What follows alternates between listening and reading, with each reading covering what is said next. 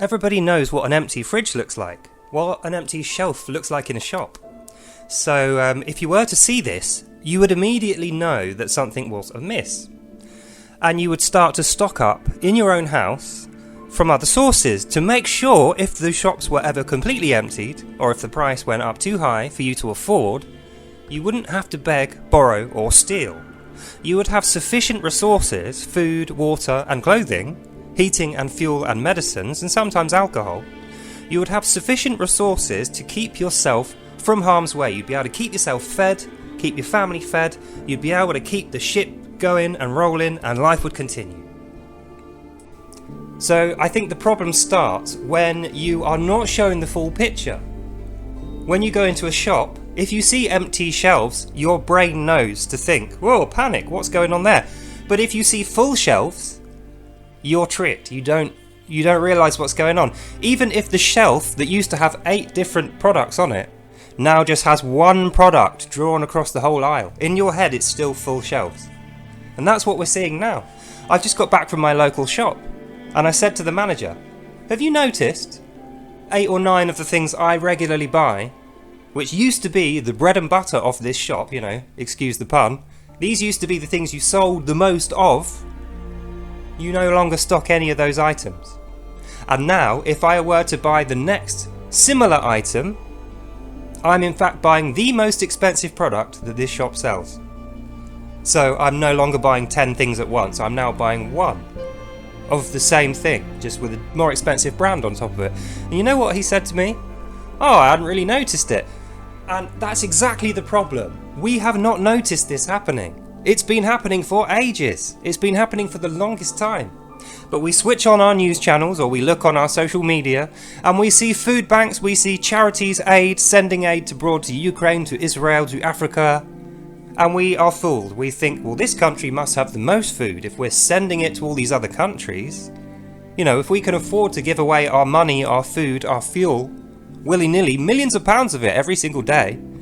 If we can afford to do that, surely we don't have any problem here with our stores. But I'm here to tell you that's exactly what we do have. We have a problem with our food stores. We have a problem with our energy stores. We have a problem with our economy bottoming out while it's being dripped from the bottom and given away. Now, I'm not saying we shouldn't give aid away to other countries at all, that's not what I'm saying. But what I am saying is this.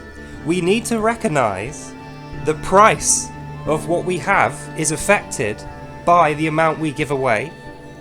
And the amount we give away, the price of that, affects what we're going to buy next time. Alright? It's economy, supply and demand. So, in conclusion, what I want you to think, I showed you some of the stuff I've got in my storeroom. And I'm proving it now today. The stuff that I showed you just then in that video that I have boxes and boxes of in there, I bought while it was cheap. Half of that stuff they're not even selling anymore. And the other half is 12 times the price.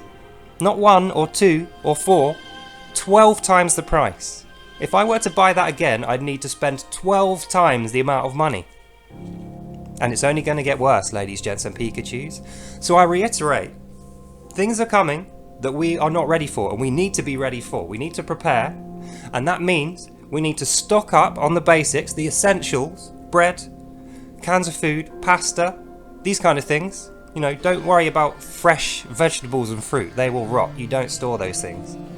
Store things that are going to keep over the long term, sources of carbohydrates and protein and vitamins, and make absolutely sure when you've stored these things that you don't leave it to chance for when those shops are empty, you will be a target. So also make a plan for security. Let your neighbours and friends know that you will support them if things get tough and you expect their support in return.